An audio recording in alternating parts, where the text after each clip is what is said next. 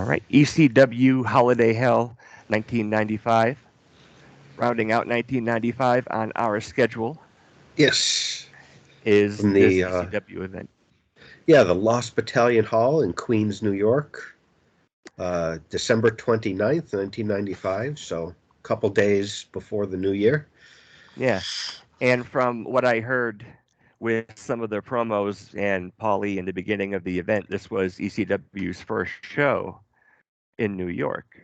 Yeah, they talked about like the New York invasion and stuff. I liked in the beginning, like they had fans out, they showed the fans outside waiting to get in and they're chanting ECW, and they showed Sandman drinking beer with the fans outside and stuff. Like it was a cool intro.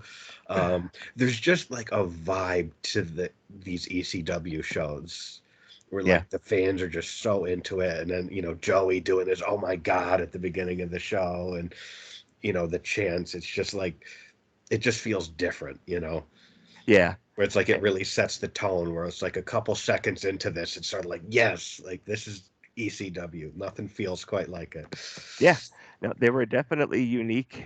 Um, and I don't think this match was any different. It says there was about 1,200 people in attendance. Um, did you get kind of the vibe from the beginning, kind of like what WWF would do, like the beginning of their pay-per-views, where they're going around and showing people, but like instead of having little kids talk about the British Bulldog, you have Sandman getting Yeah, drunk. yeah. The extreme version of of that. Yeah, yeah. I just couldn't help but kind of giggle. I don't know if it was intentional or not. It probably was, but just kind of poking fun at um, WWS style. Yeah. Well, I think it's cool to kind of like set the tone on a wrestling show where it's like we are here. Like I remember the SummerSlam '92, where they did like a very English kind of opening with like English music, and they're showing clips of like tea and crumpets and shit, and like Yeah, very stereotypical But like I like English. where I like when they sort of like give you the vibe of like this is where we are. Yeah, Like in a Clash at the Castle kind of did that with recently, where they kind of showed like Wales where they were, and it's like, okay, that looks, it looks cool, it's different. yeah. um And they had, what was that one sign? If I think they were, it was like if Drew doesn't win, we riot, yeah. borrowing Yeah, from an ECW event almost 20 years ago. yeah, yeah. All right. So we So, start off, Stevie Richards and the Blue Meanie crash the ring. They are greeted by "You fat fuck" chants. Stevie takes it up the ass chants, and "Shut the fuck up" chants. yeah, So this is ECW. doo da, doo da. Stevie talks about how they're in Queens and the audience is a bunch of queens. Uh, Missy Hyatt is in the crowd. Stevie Yeah, Hyatt runs out talking to Missy. He propositions her, gets shot down, and then he says he'll get her a date with Raven. yeah, So she starts like making out with him, and she says to pass that along to Raven. And then Joey, he's so good. Like watching these old shows, I forget how good he was. Where Joey looks like confused and frustrated, and he was like, "I know Raven too." Like it's like what a great line, and the way he sells it and stuff. yeah, So yeah, fun little segment with those. Stevie and Meanie are all over the show. yeah, yeah, They're in like and several segments. yeah, and Stevie was doing a pretty good job of getting the crowd kind of riled up. Yeah, absolutely. um, and because it is New York, even back in 1995, there's quite a few matches on here where guys who are from New York are really kind of laying it on thick. They kind of get some, cheap heat with the crowd. Well, that's Um, the thing. The ECW roster, half of them are New Yorkers and half of them are from Philly. So yeah, very Northeast. But yeah, that was a fun little segment. I think Missy and Stevie, and I popped for Joey's line. I know Raven too. Like, yeah,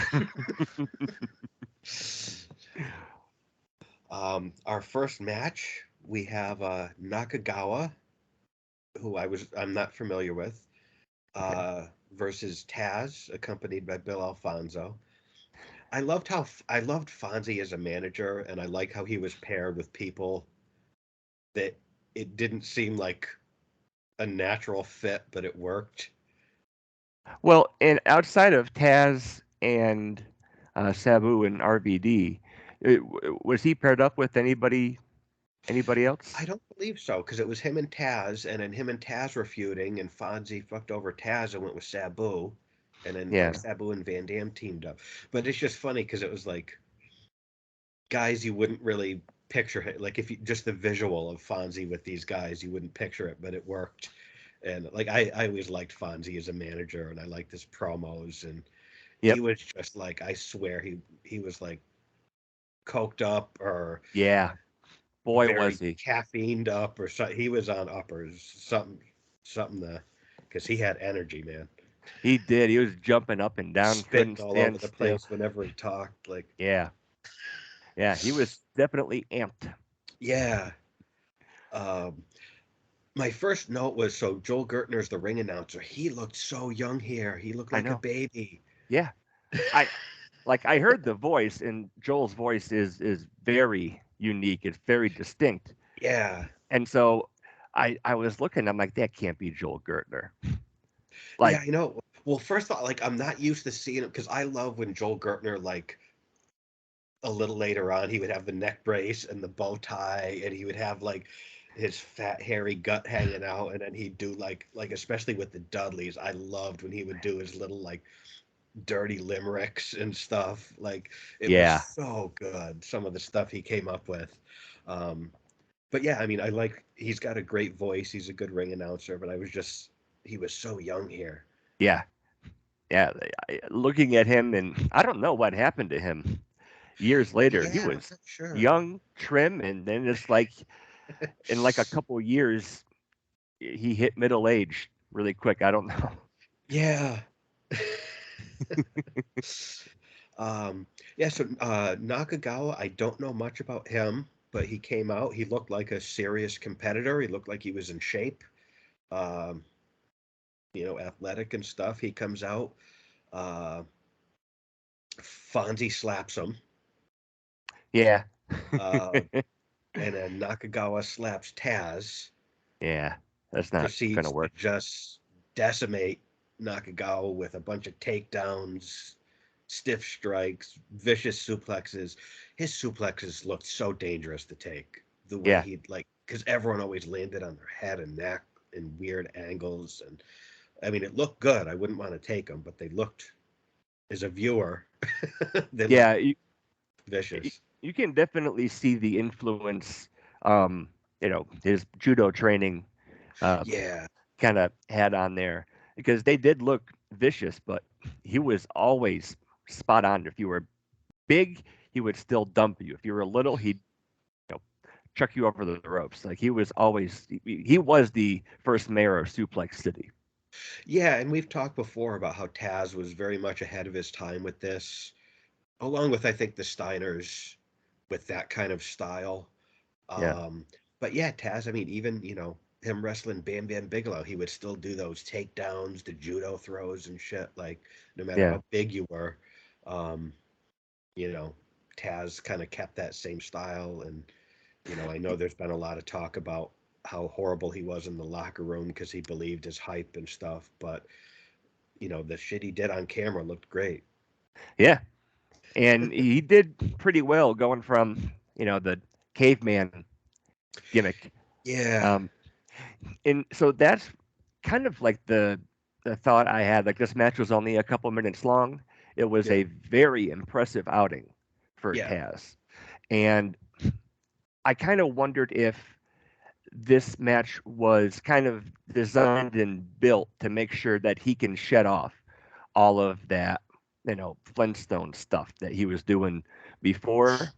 Because all of the guys that came in from Japan, whether they were well known or not, especially with the ECW crowd, were held in very high esteem as far as how legit they were. Yeah. And so for Taz to kind of squash this guy, like that, it raises his stock, separates him even further from the Tasmaniac, but it also doesn't damage any other guy on the roster, like a major competitor. They can bring in these Japanese, these strong style guys, and Taz can wipe the floor with them, and then they can leave, he can stay. There's Yeah, because I think they positioned Taz so he was either beating guys that they would bring in or guys that were on the ECW roster who were beatable. He yeah, wasn't doing this with a lot of top guys. It was almost Goldberg-esque in a sense. Because yeah, I think the whole change was like I think Taz had the long hair and he was Tarzan, and then like I think he got the neck injury, and then I think he came back and he got the hair, he had the short hair, and um, got rid of the Tarzan shit. And I think yeah, that's when he was the human suplex machine, and so they positioned him very well to just kind of like mow through people. And Nakagawa, you could tell, he was an athletic looking guy, and what little he got in, you could tell he was a capable guy. yeah. But this was just a showcase, you know, Taz. It was just a few minutes. And it I was liked very that effective. the whole time Fonzie was on the outside of the ring talking shit the entire time. While Taz was beating this guy's ass, and you could hear it even when the camera wasn't like in Fonzie's face. You could hear it because Fonzie was so loud. Yep. So it's like that must have sucked. Where it's like you're getting your ass kicked, and then like Fonzie's talking shit the whole time while you're getting beat up. Um, but yeah, just a couple minutes. Taz mission tap out victory. And then Taz cuts a nice heel promo. He talks about New York, how much money he makes, which I kind of thought was funny because Yeah.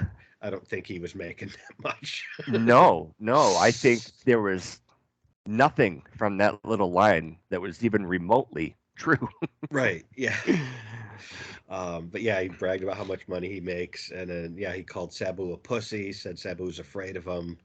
Tells the Yeah. crowd to fuck off. Um, so this is, I mean, that whole Taz Sabu thing went on forever before they ever touched, which I Yeah. thought was great because it just built up anticipation. Yeah.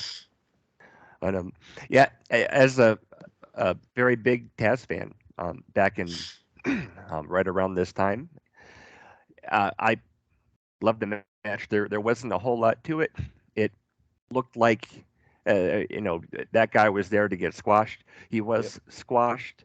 Um, Taz was very capable on the mic. He's Yeah. got that Italian New York Yeah. accent, um, and he sure does look like he did believe his own hype. And I don't Yeah. think in the wrestling business that's necessarily a bad thing. Um, Yeah. but yeah, but this is, I thought, a great little way to kick off the show.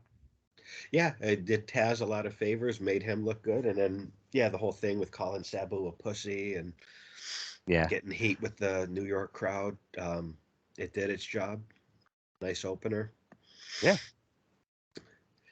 Um, and oh, go ahead. well, and then even on the way out, even though Taz is from New York, he he's one of the people that mentions it, but he isn't playing up to the crowd either. Well, yeah, He's that's the thing. He's a New Yorker, but he's trying to get heat. Talking about how much money he makes or whatever, and it's weird because that's where it's like I think it's like the power, and this is pretty old school, but like if he wasn't with Fonzie, he'd probably be a babyface. Where it's like just the association with Fonzie yeah, makes him a heel, almost like the same way it would be with like Heenan or Jimmy Hart in the WWF back in the day, where it's like oh, you've got a heel manager, you're a heel, okay. yeah, Because he would be a babyface in a little bit, like after that's true. Fonzie left him. I don't think I really thought about that like in depth before, like the role that some of the managers or the valets had in the storylines.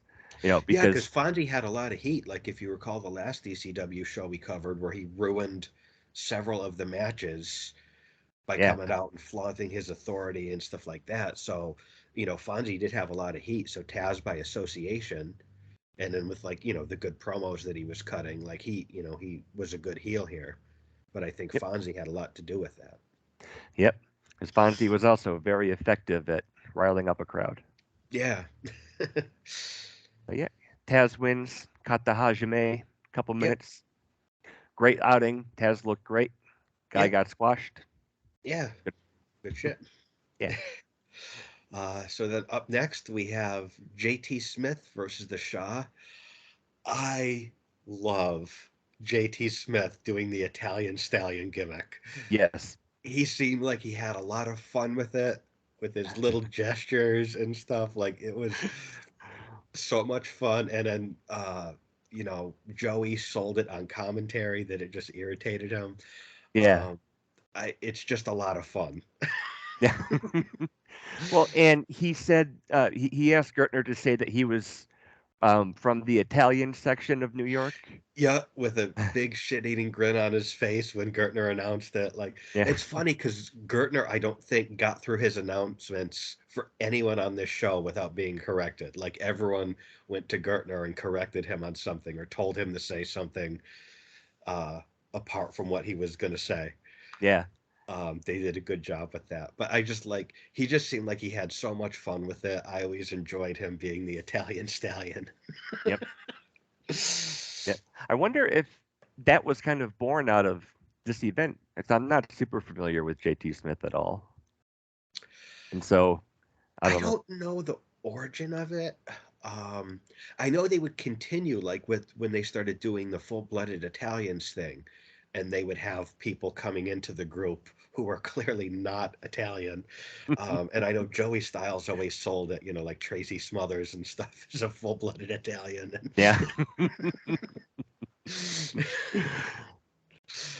um, but yeah, they had a lot of fun with that whole thing. Yeah. So then I like there's a "What's the matter for you" chant. Um, it's funny because these ECW shows, I would pop as much for the chants as I would whatever's going on in the ring. Yep. And then at one point, there's the JT's got a boner chant, and then they show him like adjusting Yeah. his, um, and I don't know if it was like his cup or I don't know what happened, but there's JT's got a boner chant, and Yeah. they went with it. Yeah. Maybe that was some gauze that he got from Sean. I don't know. Yeah, maybe, but both the Shaw and JT Smith both went with it when the crowd started chanting it. So credit to Yeah. those two guys. Yeah. Um, And this is the second time um, from the couple of events we've watched that Hack Myers has been featured. And yeah, um, again, I'm not overly familiar with JT Smith, but outside of these couple shows, I'm not really familiar with Hack Myers either. But man, was he over. Man, the crowd loved this guy. yeah, and then even whenever JT Smith would like throw a punch or something, they'd chant shit, Yeah. and then when Shaw would do it, they'd chant Shaw. So Yep. there'd be alternating Shaw and shit chants depending on who was on offense. Yep. Um, Yeah, and then decades later, we would get the boo, yay, when yeah, guys yep, would start exchanging, or let's go Cena, Cena sucks. yep, That stuff was born out of the ECW heel crowd. absolutely, yeah. Even the mainstream fans stole from ECW. Yep. Um, yeah, JT, low blow, top rope elbow to the outside, nice power bomb.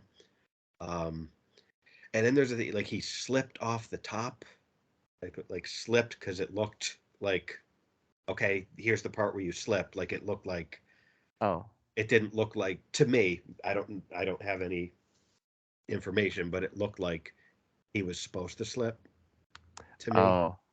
I don't know if that's the case. That's just how it appeared to me. Yeah, and so that way Hack could take over. Yeah, he does this kind of weird bulldog, almost pedigree type of move off the ropes to drive Smith's head into the mat.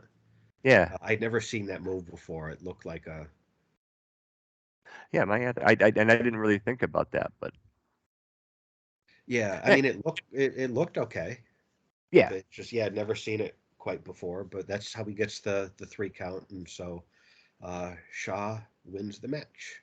yeah, Just yeah, it was a fun little match just because of the crowd enthusiasm and JT Smith's Italian Stallion thing was just yeah. amusing to me. That was great. Uh, And then, well, here I'll let you go. I was really excited for the next match. yeah, this was. It's funny because the if I were to describe this show in one word, it would be fun. Because even the matches that weren't like on paper, like, oh, I'm excited for this, were fun. So we have Too Cold Scorpio versus Mikey Whipwreck. Scorpio at the time was the ECW TV champion, and he was one half of the tag team champions. However, he Yes. had both of the belts with him. Mm, So he had 3 championships, which just he looked cool. Just the visual of him posing with 3 title belts. yeah. Uh, I don't And think anyone but maybe Ultimo Dragon, when he had the J crown, could top that. yep. And And all 3 belts are on the line in this match, yeah, in a singles match. in a singles match. And so talk about a sweet deal for Mikey. Yeah. Yep. And one of the things that was significant to me was the style of belts that were being used at this time. Yeah, Because we're getting really close to transitioning to um, where the tag belts would kind of imitate the classic IC, yep, and the TV title would imitate the winged eagle. And yeah, so it was pretty cool, kind of seeing all the ECW branded belts, for lack of a better word, um, yeah. kind of on display here, and to see who was in these title matches at the time. It was a strange stipulation though. Yeah, Like it's weird that Scorpio had both of the tag titles as well as the TV title, and all 3 were on the line. It was just a strange stipulation. Um, Gertner, as he's making his ring announcements, is corrected once again. Scorpio corrects Gertner on his weight, and it's only like 1 or 2 pounds less than what Gertner originally said. yeah, And then like Scorpio's kind of selling like, look how trim I am and stuff like that. yeah. And I popped because he asked Gertner to announce him as Two Gold Scorpio, I which I love. know. I love that. That was great. So cool. I really Yes. enjoyed that. Yep. Yeah, and that's true. I think it was like 1 pound or something. He had Gertner Yeah. correct, and then Joey was kind of playing along too. Yeah. It's And I like two like, gold yeah, as Scorpio and a Gertner, slim trim. yeah, yeah, I just like he kind of sold like how trim he is, and but it's like 1 pound or 2 pounds less than what Gertner originally said. Yeah, Um, and two Little things gold like that are fun Scorpio. to me. Yeah, Yeah, the and Two Gold Scorpio. Um, Scorpio was so underrated. I know we've yeah, talked about it before. He was so good. Um, yep, as always, the crowd is solidly behind Mikey, and there was yeah, really solid just back and forth wrestling here. And I think I mentioned this before, and we've covered a couple Mikey Whipwreck matches. Nothing Mikey does looks smooth, but he never messes anything up. yeah. That's true. Like it's not like like there's certain guys like like Sean or Eddie Guerrero or Booker T where everything looks silky smooth. Yeah, Mikey is certainly not that, but he never messes anything up. yeah. Like everything I, looks I like kind can't. of a struggle, but he doesn't mess it up. Like Yeah, I've never thought about that before, but I definitely can't think of any like major spot that like he's botched that's kind of hung around for him. yeah. Yeah, so this kind of the whole match is kind of like back and forth. Like no one kind of has the advantage for a lengthy period of time. Like it is kind of a back and forth match. Yeah. I did look up how Too Cold Scorpio ended up with all of the titles, and I Mhm. guess he was already the reigning TV champion, but he defeated and so we'll talk about Public Enemy later, but he defeated one of the Public Enemy in a singles match, and since they are close to being out the door, I think it was a title for titles match, which is Okay. um, interesting. Um, I'm not really crazy about, and I think you'll probably agree with me because I know we respect championships, where it's like, I don't like the idea of tag belts being won or lost by a single member of that team. I'm not crazy about that. yeah, that does kind of take away from what the title means, in the Yeah. division and for the promotion. And we'll talk later, actually, in the next match, about kind of the tag division in ECW because I have a lot of thoughts on it. But yeah, I'm not really crazy about the whole like I'm one half of the tag champ, so I'll put both belts on. I don't like. I think it disrespects the tag titles. Yep. Um, And that was a running theme in sports entertainment in the early to mid 90s, no matter what promotion you were in.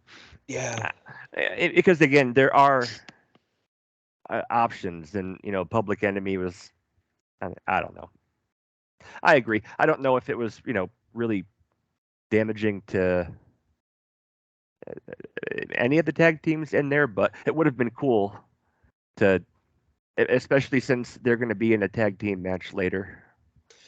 yeah, yeah. I mean, there's two high-profile tag matches on this card, um, Yeah, but the tag titles are being defended by one guy.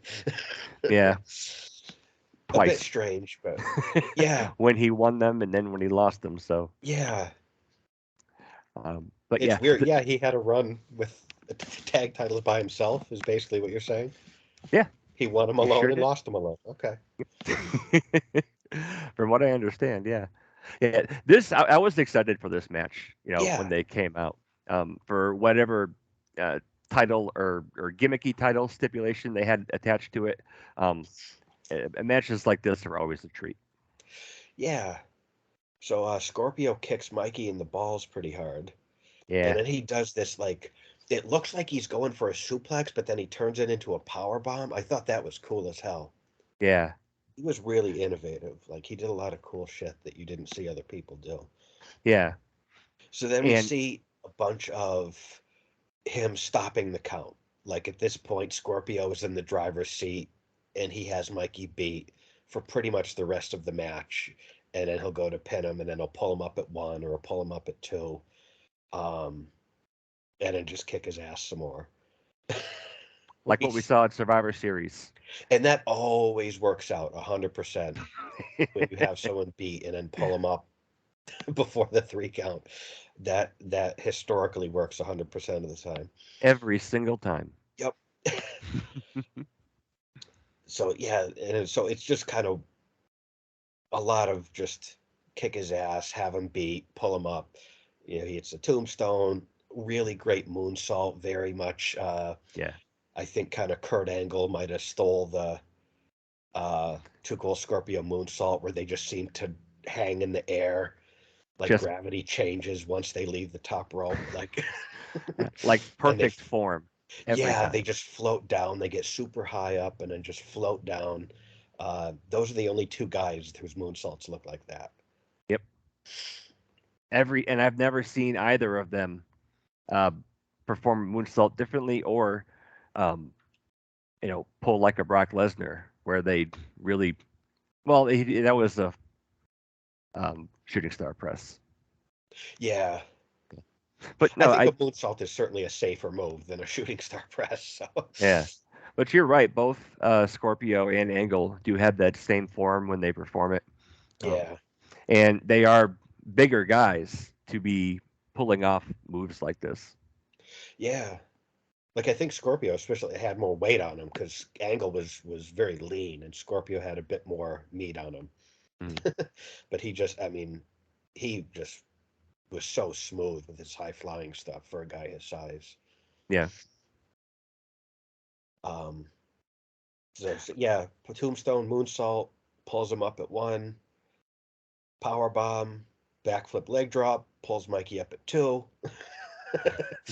Like this is just all Scorpio at this point. He super kicks him, spits on Mikey.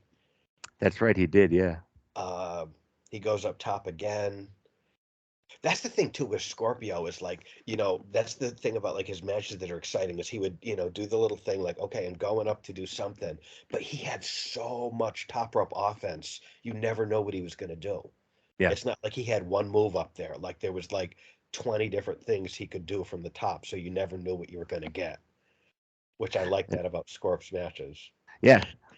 Well, and then when he would become Flash Funk, I can't think of really anybody in WWF at the time that was doing 450 splashes or anything. Like we've been covering a lot of their stuff, and with the exception of like X Pac and Owen, there really isn't any kind of either high flying or strong style moves pulling out. And so when Scorpio would go to WWF in a couple of years here, he was, uh, and as Vince would say, he's giving the crowd something they've probably never seen before.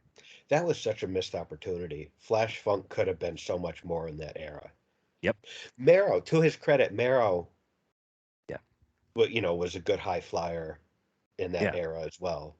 I mean, the gimmick wasn't great, but Mero had a couple things. I always like when the Mero salt that he would do, where he would get on the top and he'd be facing forward, and then he'd jump up, Mm. rotate 180, and then do the backflip. Like, Yeah. I know people give Mero a lot of shit, but the few moves that he could do, he did really nicely. Yeah.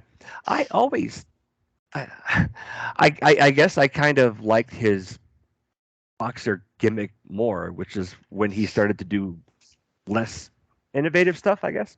Um, Yeah, but I really think had he not brought Sable to sign his contract, I think he probably would have had a lot more success. yeah, because Sable overshadowed him and got over more than him. But I think he maybe gets too much shit. I think he's a better in-ring performer than he gets credit for. I agree. Um, and again, I think at that time, not a lot of people were doing, like he called it the wild thing, but the shooting star, and he did it beautifully. Yes. Yep. And again, he was also a big guy to be that smooth in the air. Yeah. Yeah. He was not a luchador No, by any stretch of the imagination. So, and I'm sure he really loved Wild Man better than Johnny B. Bad. Like I'm sure Scorpio was probably happy to become Scorpio again after he was done being Flash Funk. yeah, I don't know. I always liked Scorpio's that backflip leg drop that he would do off the top. Yeah, I always thought that was a cool move and one you didn't see a lot of people do. yeah. Again, for just a guy that was really stocky, average size guy, uh, he was pretty graceful, and he was, uh, I think, a real innovative high flyer for his time. Yeah, yeah. So Um, Scorpio goes up top again, and then Mikey pulls out a Frankensteiner. Scorpio kicks out. He kicks Mikey, who falls on the ref behind him, so they're kind of stacked up. Mikey on yeah. top of the ref, laying on top of each other, and then he goes for a nice looking splash off the top, Mhm. and Mikey moves, so Scorp hits the referee. Um, And then we see uh, Cactus Jack come out. well, he hits like a cool kind of like a corkscrew splash and powerbomb on Mikey. He goes up again for like the 400th time. Cactus, yeah, Cactus runs out, pushes Scorpio off the top, DDTs him. Cactus pulls Mikey on top of Scorpio for the pin. So then Mikey has three belts, Yeah, and then Cactus just kind of takes one and declares that Cactus just kind of Cactus basically wins the belts for Mikey, and then takes one for himself. Decides he's going to be partners with Mikey Whipwreck. Um, And if I'm being honest, I did have feelings at the beginning of the match where it's like you can do better with your tag team belts, but this was hysterical. well, I remember some of the promos that Mikey and Cactus did together um, as a tag team that were a lot of fun because Mikey just really played up like the terrified underdog that couldn't beat anyone, and then Cactus kind of played off that. Like I remember some of the promos those two did were a lot of fun. Yeah, You know, because Cactus was always great on the mic, no matter what role you put him in. And yeah, and that's what would kind of carry over with him as mankind. You know, yeah, he would have a lot of the ECW style. Well, at least uh, he would take moves and damage from his opponents like he was still in ECW. I think But a lot of wrestlers kind of like ECW is almost like graduate school for promos for a lot of guys like Cactus and Austin, where they kind of flex their muscles on the mic in ECW, where they kind of didn't have any restrictions and really got good on the mic, and then brought that to WWF and made a ton of money with it. yeah, that's Because true. Cactus cut some phenomenal promos in ECW, as did Austin, and then kind of that's a really valuable skill to have in WWF, and I think they kind of hone their skills here in ECW. Yeah, and almost all of them were disaffected WCW guys Yeah, um, who needed a job, probably enjoyed the freedom they got in ECW, and Paul would give them that, and then help them find their own character and build them up, and then Vince would come in, and him and Vince had that uh, exchange for wrestlers, and so yeah, they both made out pretty good. yeah. So we got a new TV champion and new tag team champions. Yep, And Mikey, I like Mikey seemed very confused and not happy about having Cactus as his partner, which Cactus decided for him. yep. Yeah, that was fun. Yeah. So up next, and this I was really excited to see this. I had never watched this show before, and when I saw that this match was happening, I was really excited for this match. Yep. Two homegrown ECW tag teams, the Eliminators, accompanied by Jason, versus the Pitbulls, accompanied by Francine, who was dressed very modestly. Boy, was she over. She I she was dressed very modestly. Was just like I was like that outfit. Jesus Christ! Yeah, Like two I thirds don't. of her ass cheeks were hanging out the bottom of that, if you can even call that a skirt. Uh, Yeah, yeah, I don't. It could have been like a leather washcloth or something. yeah. But I don't think the crowd even knew there was a match going on until like halfway through. But this, I was It's really like, excited for this match. yeah, and the crowd was really into dumping on Jason and really into giving wholesome compliments to Francine. That's the thing is like the ECW audience acted like they've never seen a woman before. Every time like Beulah came out, or Francine, or Dawn Marie, or and like anytime like a good-looking woman came out, and there were a lot of them in ECW, um, Yep. they acted like they've never seen a woman before, and a lot of them probably hadn't in person. Yeah, or at least not women like this. Yeah. Um, So yeah, when I was looking over the all the matches on the card, this was very high up there on ones I was excited to watch. well, there's two like these are two criminally underrated tag teams, I think. Yeah. because the Eliminators were super innovative. The Pitbulls were like these big muscle guys, but they could work. And like, it's sad that like, you know, all these years later, when people talk about like ECW tag teams, it was like, oh yeah, there were the Dudleys. Yeah. It's like no one, there was no other tag teams ever. It was the Dudleys, which of course the Dudleys, you know, the argument could be made maybe the greatest tag team of all time. Yeah. I'm not going to debate that, but there were so many really good tag teams in ECW that do not get their due, and And these are two of them.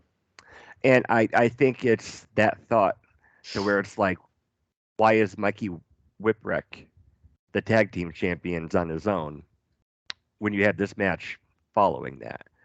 Like this Yeah, was decades ago, so I am not really up to date on all of the storylines that were going on. Um, it was kind of funny with Cactus, but this was I remember seeing the Eliminators for the first time, and that little bit where Paul showed up on a very very early version of Monday Night Raw yeah, with 1,500 people in yeah, attendance, and they only had a minute to really kind of make an impact, to introduce themselves. And the Eliminators were the tag team champions at the time, and they showed up. They have a very unique look. Um, yeah, they have the IC title style tag belts, and so that at the time that got my attention right away. And then they did total elimination, yeah, and the impact that that little spot had on teenage Chad was, I mean, life changing. It's yeah. like, What a great move that was, yeah.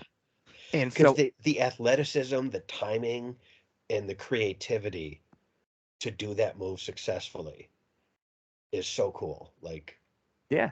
And I can't think of another team that could show up like that, put on, a 30-second little uh, uh, promo, shoot, work, whatever, that would have, captured my attention the way they did. And I think that's very typical for what ECW was doing then. yeah, I mean, they knew how to come in, and Paul knew how to sell his product so well. And he was like, he's got that great voice, and he was always super enthusiastic. He looked different. And then, just like you said, like, okay, you got 60 seconds where it's like, okay, hit total elimination, have Taz someone dump someone on his head and look like he killed him, have Sabu dive off the R, like Yeah. have Sandman break a beer, crush a beer can on his head, in and out, make an impact. They're so different. Like those crossover, those appearances on Raw, they made the most of those. Um, but it just kind of bothers me because these are two teams that were like that are so underrated. They look different. They had great. Both of them had a really cool finish. And these are two teams. I'm surprised, and I know I've said this before about the Pit Bulls. We haven't covered an Eliminators match before today. Um, But like, I'm really surprised Vince wasn't interested in the Pitbulls Yeah. because Because they they, could work and they had that look that Vince liked. They were two big, jacked up dudes that could work. yep. And I, d- that's actually a really good question. Like, you would think they check off the boxes that Vince looks for, like, apart from being able to talk, but their look and their work in the ring, you would think that Vince would be all over those guys. Yeah. Well, and maybe Vince and the WWF hadn't quite progressed to that point, like another year or two, um, where we start seeing, the beginnings of the Attitude Era. I don't know, but yeah, I think you're absolutely correct. The Pitbulls ticked every single box that Vince loves. They Yeah. could they could take a beating, give a. I mean, they remind me a lot of the Legion of Doom. And that's the thing, like, it too, is like, they weren't like, let's say, the gangsters. Yeah, who, if you take weapons out of a gangsters match, you don't really have a gangsters match. They could have a wrestling. The Pitbulls could have a wrestling match. They didn't need tables and chairs and weapons. Like they could have a wrestling match that was good. yeah, They could work with the weapons, but they didn't need them. Um, so it's not like they were strictly hardcore guys. Like they could work and they could do so, and you see it in this match. They could do some athletic things that you wouldn't expect from guys that were like as thickly muscled as they were, yeah. and they had a cool finish. They did. It was weird seeing Saturn with long hair here. Yeah, I, I remember watching it, and it's like Saturn Cronus, and I'm like, where? It's like, gosh, you guys dubbed over the wrong stuff to put it on the network. Like, his performance was still great, but yeah, Saturn hadn't quite found his niche yet. Yeah, certain people didn't look good with the long hair. Certain Yeah, people, like Christian, looked better with short hair. Saturn looked better with short hair. Taz did. Certain people look better with the long hair, but Saturn was not one of them. yeah, and especially how it was styled at this time. You Yeah, know, like Cronus would have like the undercut, um, yeah. No, going Cronus from looked cool. yeah, and yeah, It's funny too because when I saw Cronus, I was like, I thought Cronus used to be in good shape and then he got fat, but like, I yeah, guess maybe he was never in shape. yeah, He was yeah, athletic, but he didn't look like. It was almost like Chris Hero. Like Chris Hero was like a big dude that was super athletic, but he was never in shape. Like, yeah. and Cronus is kind of like that too, where it's sort of like he could work his ass off, super athletic, but he just looked like a bag of shit. He sure did. But he didn't wrestle like one. No, and man, we can talk about that later. Do you know what happened after him and Saturn split up? Like he didn't really do much after that. Cronus? Yeah. I Like know I know Cronus teamed there. with New Jack for a little bit as the Yeah, Gangstonators. yeah, After that, I don't know. I've never heard anything about Cronus working anywhere else, or I don't know if he left the business or got hurt, or maybe he did work elsewhere and I just never heard about it. yeah, yeah. He was with the Gangstonators, and yeah, he went back on the Indies Oh, after that. okay. Yeah, because I never saw him pop up like in TNA or Ring of Honor, or Yeah, and never heard about. Maybe he yeah, did and I didn't know, but yeah. I'm not sure, but yeah, he was quite flexible and strangely athletic for oh yeah, how yeah, tubby and flabby he was. yeah. I liked so and right off the bat when they get going, the crowd starts chanting, "We want blood." Yeah,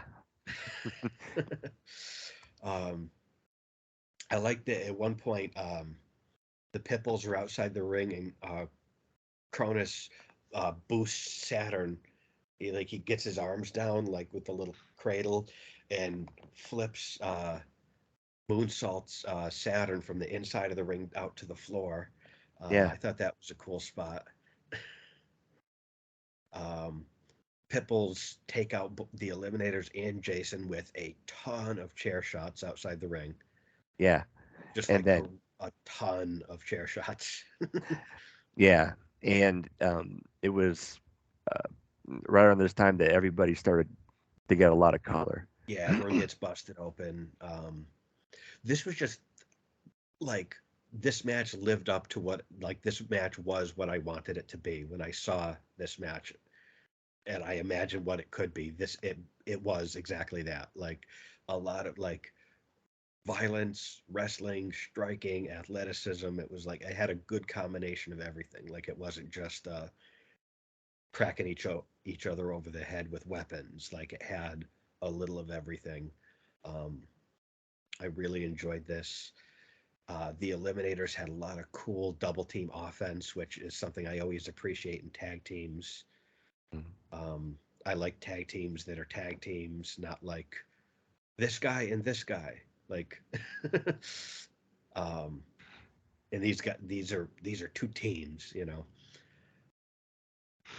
Yeah, I mean, taking a look at the Eliminators definitely had a lot of chemistry. Um, they had they stylistically complemented each other really well. Um, Yeah. the Pit Bulls were very, like you said, they looked apart. They were very athletic. Um, I don't know that they had the same type of chemistry that Saturn and Cronus did, but uh, just seeing them in the ring together was like I've enjoyed the card up to this point, but seeing them get in there, even with my limited exposure to the ECW product, this was a treat too. Um, There was one spot that I got nervous watching unfold. So the Pitbulls have Cronus up in the electric chair position, and then so I forget which Pitbull is which, but one of the Pitbulls has Cronus up like on his shoulders, and then the other one, and he's like by the ropes, and then the other Pitbull goes and does like a running clothesline, almost like a doomsday device type of thing, outside of the ring. yeah, And I was like, that could have gone so wrong. Like, I was like cringing as it was happening. It was like, please don't die. Please don't die. um, It just looked dangerous as hell. yeah. The only thing that I did kind of get nitpicky about, um, I know this was a brutal, and I mean that in the best possible way, match from beginning to end. I thoroughly enjoyed it, but once we started to get Jason and Francine in there, there was a couple times, and I didn't write down what it was, but Joy was like, "Hey, we can't, we need to get these people out of the ring," and I'm like, they were just beating each other with toilet brushes. Right? We're not gonna have a dusty finish here. Yeah. And so I thought, and again, I don't know if that really mattered at the time, but I was just like, It's a valid point. Yeah, it's weird when it's sort of like, you and we see it a lot in wrestling, in any promotion, where it's like rules are enforced in this situation, but not in this situation. And it's yeah, like, all right, it's ECW. Like, anyone can do whatever they want. Like, don't yeah, pretend like. yeah, and again, that is not that didn't really take away from the match for me, but I just thought like, Joey, you're silly. You're Yeah. just, um, Yeah, yeah, so we and get a super bomb on Saturn. I that's just a nice move. I like that. Do you remember the super bomb that the Pipples did on Raven, and they were going to do it through a table, and they misjudged their distance, and Raven cracked the back of his head right on the side of it. on the edge of the table? Yes, That yes, I do. looked so brutal. What's that? That was, I think it was Raven and Richards wrestling the Pitbulls, which I think is on a match that we're going to cover at some point. I do remember that. Let me see here. But I just remember Raven cracking the back of his head on the edge of the table, and it looked like it killed him. There we go. Yeah, yeah. I'll stop looking for that. But yeah, I remember that. I think that Um, is on a show that we will be covering. yeah, I think in '96 sometime. Um, yeah, so then we get like what you mentioned. Jason and Francine come in. Jason distracts the ref. Francine attacks Jason. She seemed like someone you wouldn't want to fuck with. Like she seemed like she would kick your ass. yeah, Um, and then we hit the eliminators hit the total elimination for the win while everyone else is fighting on the outside. yeah. Um, And and total elimination is just one of the coolest tag team finishing it moves really is like it's ever. such a cool move. Yeah. For all of the tag teams that I have a lot of affinity for, taking a look at an elbow drop from the second rope, and then looking at that demolition head, and then looking at total elimination. it's it's almost like they're two different sports at that point. Well, they did earlier in this match. They did something similar. It was almost like a reverse total elimination, where they both delivered kicks, like synchronized kicks, to the front and back of their chest. It wasn't like the high and low, but they both kind of sandwiched them in the chest and back with kicks, Yeah, which I thought was like a cool little like variation on it. But yeah, I didn't take a ton of notes on the action itself because I was just kind of enjoying this and kind of taking it in. But I just like this because it did have a good combination to me of like the violence, the wrestling, the athleticism, the action, and then a good amount of interference, but not overdoing it. I yeah, thought they struck a really good balance here. I love this match. yeah. This one was a little hard for me to try to follow in the way that we normally follow matches. And again, Yeah, that's not meant as an insult at all. Um, this was also the first match on here that felt uh, very ECW esque. I don't know if yeah, it's kind of corny to say that or not, but we want blood, we want blood, yeah, and they definitely delivered. Um, yeah, Francine looked great. yeah, Uh, yeah, these guys just beat the crap out of each other for 20 minutes. yeah. They got a lot of time out there and Mm, made good use of it. I enjoyed it a lot. So then up next, we have Tommy Dreamer versus Raven. Um, Dreamer is finally looking like the Dreamer we all know and love with the all black. He's not wearing the suspenders and the hammer pants. He's not dressed like he's part of the new foundation. He doesn't have the singlet. He's got the black pants, black shirt. This is, kind of the babyface dreamer, innovator of violence, kind of really coming into his own here. So yeah, it's going to be Dreamer versus Raven, and the winner is going to take on the Sandman later in the evening for the ECW title. yes, So Dreamer comes out, Raven does not. Stevie Richards, the Blue Meanie, and Beulah come out first. Richards cuts a great promo um, about how Raven broke uh, leg. his his uh, his leg. Yeah, his Yeah, leg. The previous night, and he can't compete. The crowd starts chanting bullshit. Joey calls him on that. Richards is kind of underrated on the mic. Richards was really good at getting heat as a heel, and then like when he gets over as a baby face with the BWO, like Richards was underrated on the mic. I Um, agree.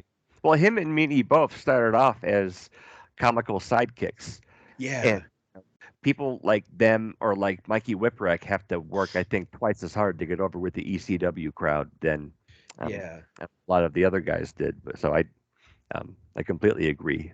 And I Richards think was it's funny, like I love the balance that Raven is like one of the most serious characters ever, and he surrounded himself with this like entourage of goofballs and just silliness, and it for some reason worked, where on paper you wouldn't think that would work. Like Undertaker couldn't do that, or if he had a yeah. bunch of silly lackeys and flunkies, that wouldn't work. But for some reason with Raven, it did.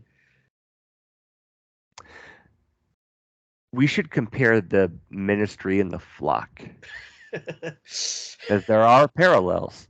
There are. Um, but yeah, it's just that just struck me now, where it's like Raven was such a serious character, and he never showed emotion, he never broke character, but then he was surrounded with silliness. Yeah, and Stevie really was a goofball sidekick. Like a bunch of either skinny or chubby dudes and Daisy Dukes and half shirts, and like for some reason it worked. It shouldn't have, but it did. Uh, so so yeah, then so then Stevie asks Tom Tom. to substitute Meanie for the match. So then Tom grabs the mic and gives a profanity laced rebuttal, indicating he doesn't believe that everything Stevie is telling him is on the up and up. Oh, He's like, "Oh, it's bullshit. I was there. Raven didn't break his leg. I love when Stevie he broke his leg. Yeah, you know." um, so then, yeah, Meanie attacks Tom. I like that you're keeping this around. It's funny. It's uh, yeah, Dreamer DDTs and pins Meanie within seconds. Yep. Stevie comes in, the same fate for Stevie. He gets beat within seconds. Um, Beulah comes in, and Dreamer goes to pile drive Beulah. The crowd is loving this. Yeah. And then from out of nowhere, you see the steps just fly from the outside of the ring into. I know. Yeah, that like I knew Raven was coming up, but that actually like legit surprised me. Yeah, because they just seem like, because the way that the camera shot, like it's not like it's panned wide so you can see Raven come out and throw the steps. You Yeah. just see like you're just like, oh shit, Dreamer's gonna pile drive Beulah, and then you just see steps fly from out of nowhere. Um, and I'm like, oh shit, that good thing he had good aim, because that if that hit Beulah, that wouldn't have been good. Yeah, I know. Yeah, so then Raven finally comes out. Um, Raven beats down Tom on the outside of the ring. Yeah. This also, by this point, started to feel like a very classic ECW style um, match. You know, doesn't stay in the ring very long. They go outside. Um, you can see some people in the crowd. I I I think it would be later on, probably with New Jack, where people, bringing weapons to ringside was like a pastime for Yeah, the ECW fans. I saw a couple instances of that here. Um, but yeah, they battle outside, and then well, outside the ring, and then they go outside. yeah. I mean, they do. And it's weird because like a lot you saw this type of match a lot in ECW, where it's like they battle on the outside, they'd hit each other with weapons, battle through the crowd. But for some reason, when Dreamer and Raven did it, it felt better. It felt like, I don't know, like because these types of matches were common, but for some reason with these guys, it seemed like it worked more. Um, I think probably because of the build up and they the had a story, so there yeah, was like a reason, maybe. and it went on Yeah. and on. I mean, this was yeah. Well, and by this point, so Beulah had just come in, and it has to go on for years. Yeah. Um, Raven does like a running plancha over the top through a table, puts Dreamer through a table. Um, Dreamer DDTs Raven and Richards 3 times apiece. Hits a sick chair shot on Raven, hits him with the cheese grater, and then licks Raven's blood off the cheese grater. Yeah, That was graphic. that's hardcore. It is hardcore. Yeah, Uh, yeah, tons of weapons. They brawl through the crowd out to the street, which was just a really cool visual. it was. So Um, I don't know if they had like a monitor or like a screen in the arena like they do in like WWF where you can just look up and follow along with the action. I'm pretty sure there wasn't anything like that at this no, arena. because at one point in this match, I heard when they were, I think when they were coming in from outside, I heard the crowd start chanting, "We can't see." Oh, well, that's interesting. Well, maybe it was the outside stuff was for their Coliseum home video. Well, I think I heard, I heard someone talk about it somewhat recently. It might have been the Sandman. Um, I watched something with him, and he was talking about like how you would think the crowd would be pissed because it's not like they had a Titantron. Yeah. And so you would think a lot of the fans would be pissed that they couldn't see it unless you happen to be in the part of the crowd where they happen to be fighting at that time. But he was saying the people loved it because they felt a part of it, and they could see, like, he was talking about, like, you had to really lay your shit in because they're right there. Yeah. So if you pull your punches, they're going to know. So they would lay their shit in. That's true. But I just thought it was a cool visual that they're outside and like you can see snow on the ground and shit like that. And then Yeah. they go into what looks like maybe a broom closet or something for a second and then fight their way back to the ring. Um, It was a pretty cool visual outside, like yeah. blood all over um, uh, uh, Tommy's head, and Raven is out there. There was one time, like, I know they weren't out there long, but I thought, and maybe it was the camera guy, but I thought one of them had said something about needing to go back inside.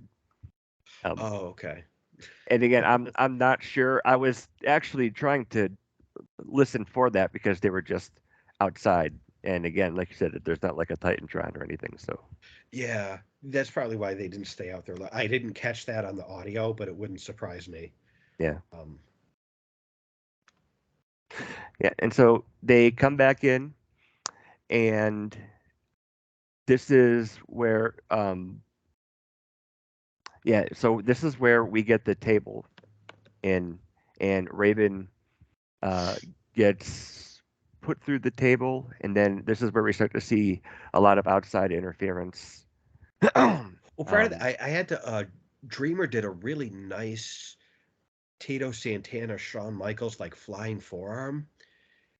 And the I missed ref that. took a really nice ref bump Oh, when they got I back into the ring. Like he does a flying forearm, and I was like, that was like Tito Santana, Shawn Michaels caliber. Like it actually looked athletic. I was impressed with oh. Tommy. And the ref took a nice looking ref bump. Like it looked like he got clobbered. Oh, And then Beulah sprays Raven in the face accidentally with the hairspray. So yeah, Raven gets like blinded. He mistakenly DDTs Stevie. Dreamer DDT's Raven. And then I like there was this spot Raven Dreamer hangs Raven in the Tree of Woe yeah, upside down and then does, like the 10 count punch, but he does it to Raven's balls while Raven's upside down yeah. in the Tree of Woe. Uh, that was very kind of innovator of violence, kind of. That Yes. was a good spot. The crowd loved that. Just a bunch of nut shot punches while Raven's upside down. Uh, yeah, pile drives Raven on a piece of broken table.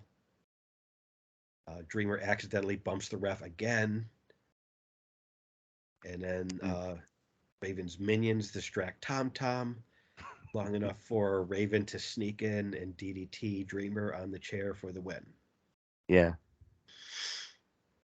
Yep. And so aside from uh, the story between Tom Tom and Raven, this also secures Raven a match against the Sandman for the ECW championship later on. Yeah, um, and yeah, it's cool because it's like it furthers the Dreamer Raven feud, and there was always like because Dreamer and Raven feuded for like 2 years Yeah. before Dreamer got a win, and the amount of ways that they told the story, like every single match you're like Dreamer is clearly the better man. Dreamer can clearly beat this guy, but he can't get his hand raised, and to be able to sustain that for 2 years is really impressive. Yeah. Well, and I think that's a great example of people who could get over but didn't need um, to be champion. Uh, Dreamer didn't need to win to get over. Well, I And believe Dreamer said like he never wanted it, yeah, yep. and I think he ended up getting it, but he didn't want it. Like Well, it's I just think he like, fought Paul on it, like he didn't yeah, want it.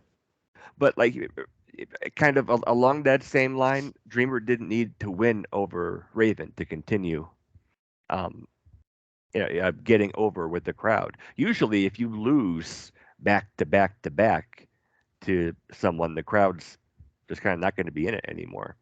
And so, Well, that's why. then, Oh, God, sorry. then, like what you said, it was a couple years before Dreamer would go over Raven. But the thing that made that work, I think, is that every single match, the story was Dreamer is tougher than this guy. Dreamer is better than this guy. We know he can beat this guy, but then Raven pulls some shit to get his hand raised. So people kept tuning in to be like, it's going to happen. We know it's going to happen. We want to see it happen. We know Dreamer's capable of it because he has Raven beat every single time, but he can't officially get the win in the record books. Yeah, It's not like Raven just went out and kicked his ass every time. It was like Dreamer had him beat, but Raven had like an army of people coming in on his behalf. yeah, and that's true. And then he would always get so close, and then Yeah. just pulled away at the last And then minute. when it finally happened, it was like, you know, it's almost like 2 years of foreplay before we can finally, before we finally get the moment where he finally gets the pin. Yeah, Uh, so it was very well done. And I think, this has Raven's fingerprints all over it. yeah. Seeing interviews with Raven and knowing kind of how he likes to work. Um, And I thought his blind DDT to Stevie was just great. oh, yeah. So, yeah, um, fun match. And so we have, Raven's going to have two matches in one night. mhm. He's going on to face Sandman later in the evening. Yeah, Raven put in the work this night. Yep. And well, we'll talk about this match with Sandman later on. But yeah, this was great. Again, it just felt very much like an ECW, like an ECW match. And I thought, uh, like the beginning part where Steve, like you said, Stevie was like Raven broke his whatever, and then like Raven just kind of sends them in to try to soften up Dreamer, and 10 seconds later he has to come out and save Beulah. Right. Yeah, he went through all of Raven's minions in like 10 seconds. Yeah, um, yeah, so up next, we have Bruiser Mastino yeah, versus El Puerto Ricano. yeah. Um, and this is, I'm not familiar with either of these guys. Oh yes, you are. So the reason I it took interest in this is that very recently, um, I saw a video on YouTube, I believe, where we're talking about gimmicks that guys had had. Um, Glenn Jacobs was known as Bruiser Mastino in WCW. You sent me that picture. Yeah. Yep. And so when I was watching this and they started talking about Bruiser Mastino, I'm like, Kane's in this? And then this is Mantar. Mantar comes out. Oh, okay. And so I was like, I oh. should have recognized that physique.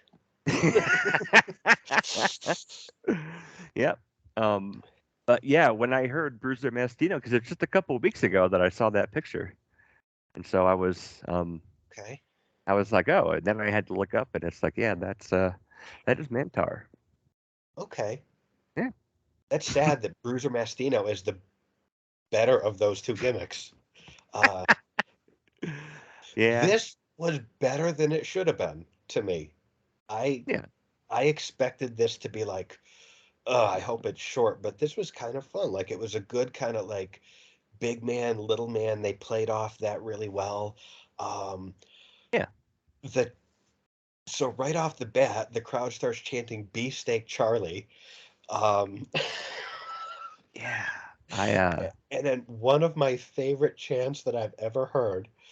Uh, they start chanting at Bruiser Mastino, "All you can eat." yeah. Which just made me so happy. I was like, that is so good. Like I've never heard an Yes. all you can eat chant uh No. Yeah. I heckle was at a thrown at a wrestler. Yeah, I was a big fan of the crowd in this match. Yeah, and that's the thing about ECW was when there were matches like this where it's like people like we don't really know, we don't really care about, the crowd would make it fun. Yep. Like the crowd would almost be like, "All right, we got this. We'll get this over." Like, "Oh, you can eat. Oh, you can Oh, you eat." can. I know that was brilliant. Um, but yeah, this was a entertaining little match for a Yeah. couple of minutes, and then I think the post-match activities are what kind of stuck out for me, aside from the all-you-can-eat chant. Yeah. Well, then I thought when they started chanting "all you can eat," I thought about that Simpsons episode where Homer sues an all-you-can-eat seafood buffet because they kicked him out. Yeah. And then his attorney was like, "Do these seem like the actions, Your Honor, of a man who had all he could eat?" But I just the all you could eat chant what that made me so happy. Um, Yeah.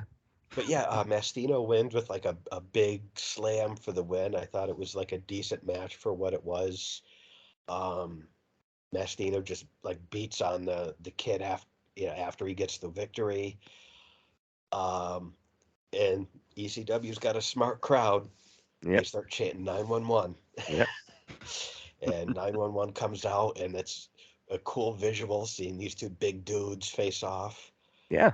Um, nice choke slam uh, on Mastino. Fonzie gets in his face because he's banned the choke slam. Yep. That's right. Gordon runs out and attacks Fonzie. Then Taz runs out and he holds Todd Gordon so Fonzie can take a shot. Yep. 911 grabs Fonzie, and then Taz and 911 face off. And that's sort of like, oh shit, like, Yeah. here we go. Uh, then Mastino attacks 911. Mastino gets chokeslammed again. Then Taz and 911 look like they're about to go at it again. And a bunch of guys from the locker room come out to break it up. But that sort of like Taz 911 thing was sort of like, we got something here. Yeah. Yep. I agree. The so aside from thinking Kane was going to wrestle, um, the other That thing, wouldn't have been a stretch at this time. Like, yeah, because it's not like Kane was Kane. no, His status in the business was not. he was barely Glenn Jacob or barely Isaac Yankem at Yeah, this point. So, he probably would have enjoyed working here more than being a dentist. yep, I'm sure he would. But I never. So you have Todd Gordon, who owned ECW at one point, and then he was the commissioner. And it wasn't until I heard Joey Styles say Commissioner Gordon that I ever got why he was the commissioner. Commissioner Gordon from Batman. Yeah, Last night was the first time I ever put that together. Thank you, yeah, Joey Styles. yeah. Yeah, so that Yeah, was I a wonder fun. which one. That seems like something that would have one of the boys probably would have made that connection. I Yeah. can't. I'm sure Todd Gordon probably wouldn't have thought of that. I'm sure Paul probably wouldn't have thought of that. Like Hey, maybe Commissioner one of the Gordon. boys who was like a comic book mark. Maybe Raven came up with that connection, and That is because definitely I think likely. he was into comic books. Yeah. Um, All right. So that was very entertaining. A quick yeah, little um, kind of shot in the arm to get everybody excited because there's a lot of matches. and the thing with ECW is they were smart when they had stuff like this, these kind of little like palate cleanser things. They kept it brief, and they would, they wouldn't do like super violent match, like they'd break it up where it's like have a quick squash match or have a comedy segment or a little pull apart in between like a violent match or like a really good wrestling match or so.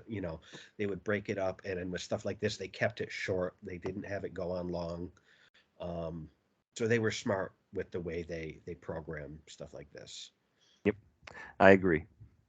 And especially with uh, the different types of matches you could have in like ECW.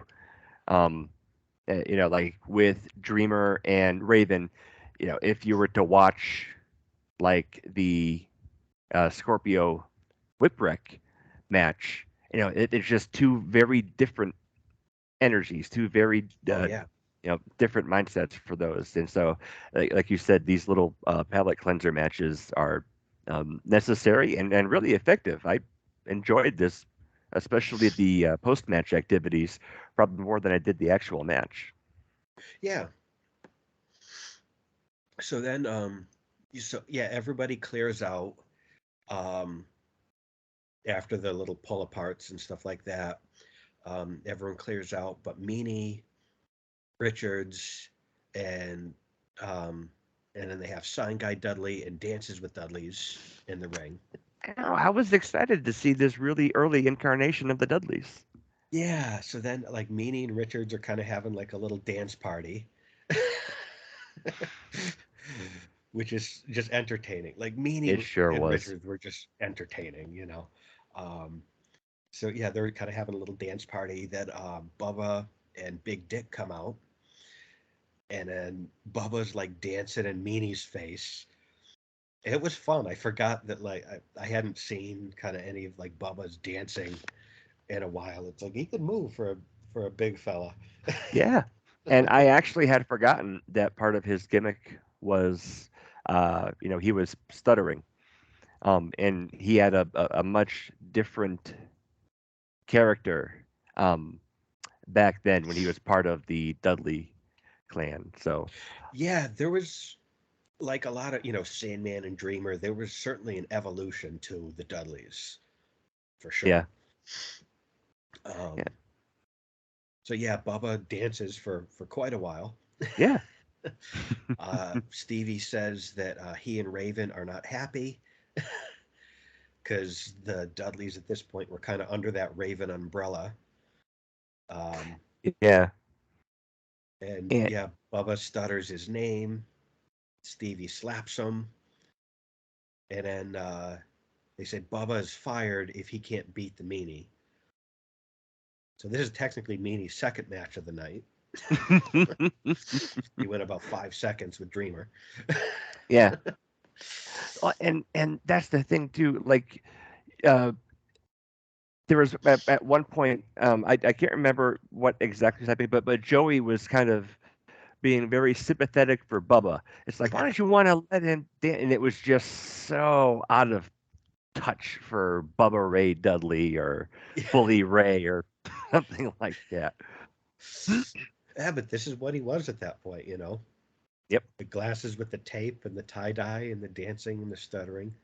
But it was fun because like Stevie slapped him, said he's fired if he can't beat Meanie, and then Bubba, without stuttering at all, was like "fuck you." Yeah. And even Joey calls attention, like, "Oh, he didn't stutter on that." Like, so then Meanie attacks Bubba, uh, hits the moonsault. There's a kick out. Um, can't get the Bubba bomb. Ends up doing like a botched slam. Just the timing was not good here Mhm. with these guys. And Bubba hits a huge top rope splash on Meanie that looked like it squashed him like a bug. Yep. Big Dick hits a choke slam. There's a second big splash. Then Stevie starts sucking up to the Dudleys and saying like, you know, Meanie means nothing to him. Yeah. And then the Dudleys just leave. The crowd starts singing to the tune of "Hey Mickey." They sing, "Hey Stevie, you're so fine, you're so fine, you suck big dick." Yeah. The tune of "Hey Mickey." Um, and then as soon as the Dudleys are gone, Stevie goes and consoles Meanie. Yeah. I mean, just such a great slimy Yeah, little, uh, just a little, just like, oh, he was so easy to just hate and detest. He was Yeah, just so Stevie had no problem making himself look like a coward or a chicken shit or a fool. Like, or yep. if he did, he didn't show it. Like he seemed like a pro, you know. Mhm. Yep. This was it has been a long time since I've seen a Dudley that wasn't Bubba Ray or Devon. Um, Mm. Yeah, you and kind of forget how many of them there were. yeah, they would pick up Gertner, sign Guy Yeah, Dudley, Spike Dudley, and that's kind of when they would, kind of come into their prime, I guess. But this was really cool to kind of see Bubba Ray uh, back in the element of like where he kind of made his own character and kind of, started yeah, his career. yeah. It's cool. And then as He we was keep much covering, thinner back then, even as chubby as he was quite thinner. yeah, yeah. I mean, he kind of gained and lost weight, at different times over the course of his career. But yeah, it's going to be interesting as we cover kind of the evolution of the Dudley Boys. Hmm. So now we have, now that our palate is thoroughly cleansed, we have our world title match: Yeah, the Sandman, accompanied by Woman, versus Raven for the ECW title. And then, kind of like what I said about Dreamer, when I saw Dreamer and he was in the all black and he, was wearing the pants and the t-shirt. Um, Sandman is also really kind of coming into his own, character wise. He's, smoking the cigarette and he's got the beer, and I thought him and Woman was a good pairing. absolutely. And then my next note, and I wanted to talk to you about this because I know you must have seen it. Woman was carrying the ECW title. Did you notice the condition it was in? What do you mean? So Woman was carrying the title, Yeah, and she had it over her shoulder. One of these side plates, they're connected with four studs. yeah. Three out of the four of them were not attached. One of the side plates was hanging on by one stud, and it was just like dangling I didn't. loosely by one stud.